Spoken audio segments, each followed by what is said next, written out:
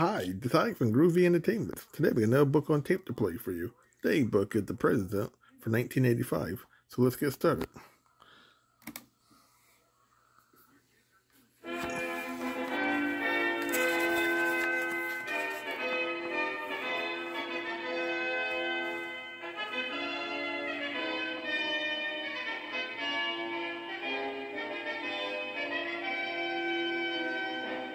President.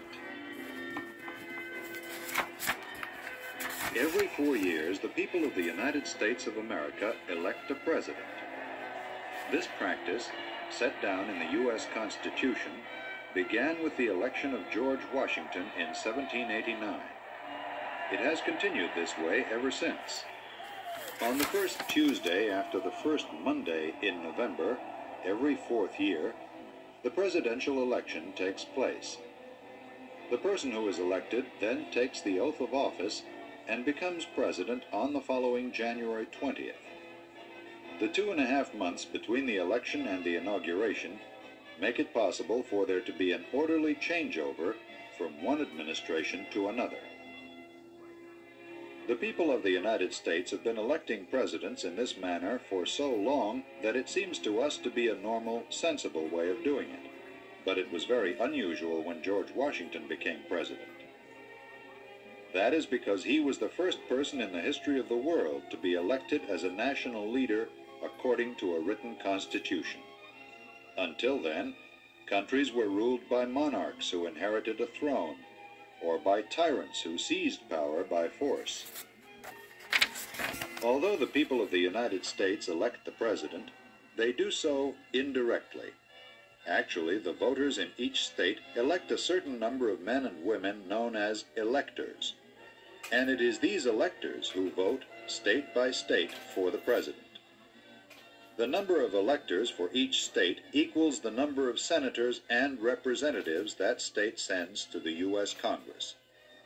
For example, California, which has a large population, has 45 electors. Wyoming, which has a small population, has only 3 electors. The electors of each state, along with 3 from the District of Columbia, cast all their votes for the candidate who gets the most votes in their state. This means that if candidate A gets just 1 vote more than any other candidate, all of that state's electoral votes go to candidate A. There are more than 500 presidential electors, and each one has just one job to do. The electors meet in a body called the Electoral College, and they cast their votes state by state. When they are done, the winning candidate officially becomes the president-elect. Then, on Inauguration Day, the president-elect takes the oath of office from the Chief Justice of the United States Supreme Court and becomes the nation's president. The Constitution says who may be a candidate for the office of president. The president must be a natural-born citizen. This rule also applies to the vice president, who takes office as president if the president dies or resigns or is removed from office. The president must also be at least 35 years old at the time of inauguration and must have lived at least 14 years in the United States. The Constitution describes the president's job. The president is commander-in-chief of the armed forces and has the power to grant pardons and reprieves for offenses against the United States. With the advice and consent of the Senate, the president makes treaties with foreign nations and appoints ambassadors, judges of the U.S. Supreme Court, and other federal courts. The president also appoints the heads of many departments which are part of the executive or presidential branch of government. These department heads are members of the president's cabinet. The U.S. Constitution makes no mention of a presidential cabinet. But when Congress met in 1789, it established 3 executive departments.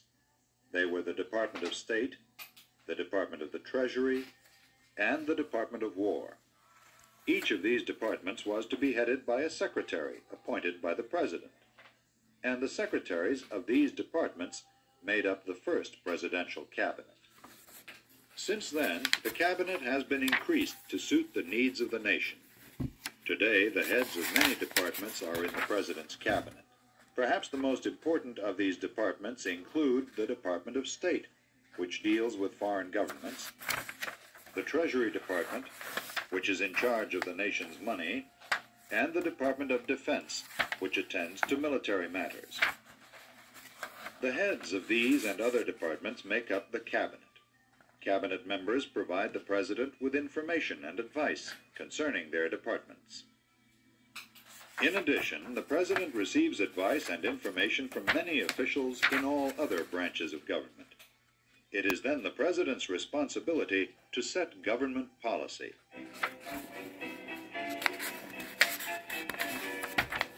Much of the President's time is devoted to meetings. Each day, advisors bring the President up to date on important events in the nation and the world. These briefings help the President make decisions on a wide variety of subjects. As America's chief executive, the President also meets with the leaders of foreign countries. These meetings let the President take a major role in international affairs. For example, by meeting with representatives of feuding countries, the President may offer them an opportunity for resolving their differences and reaching a peaceful solution to their problems.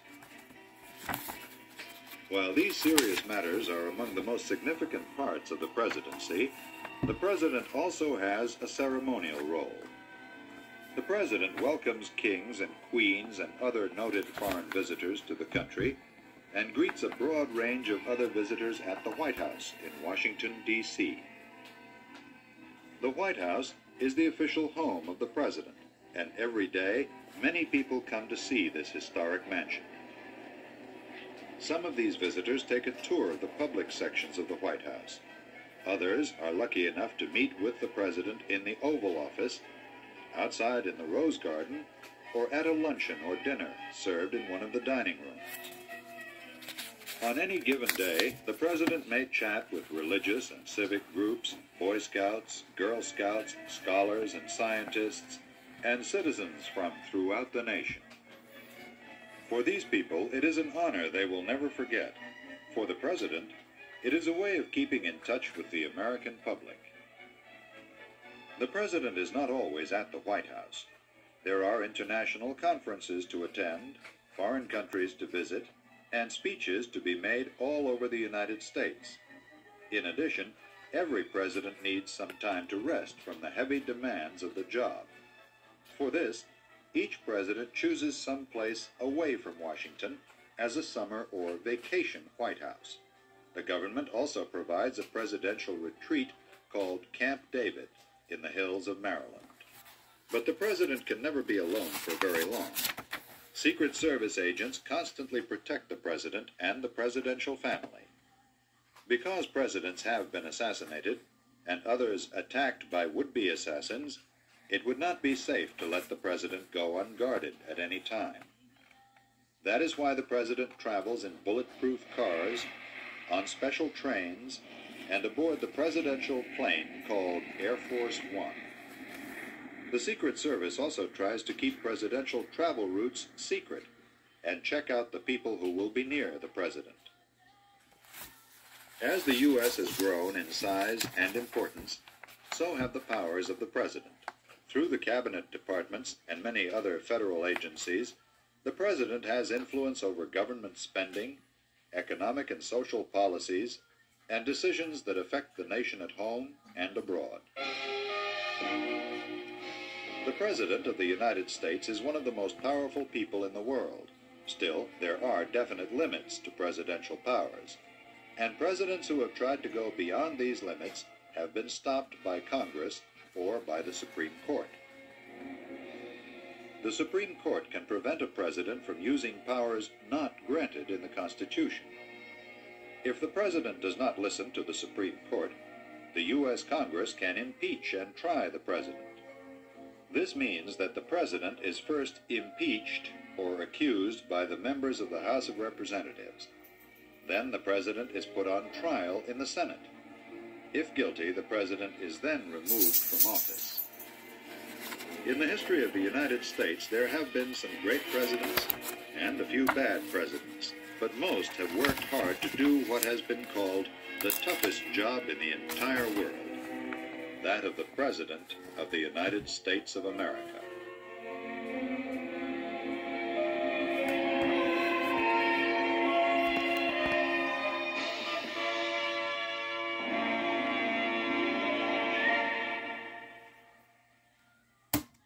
So that was the president for 1985. So if you like, subscribe, share, and comment, have a groovy day.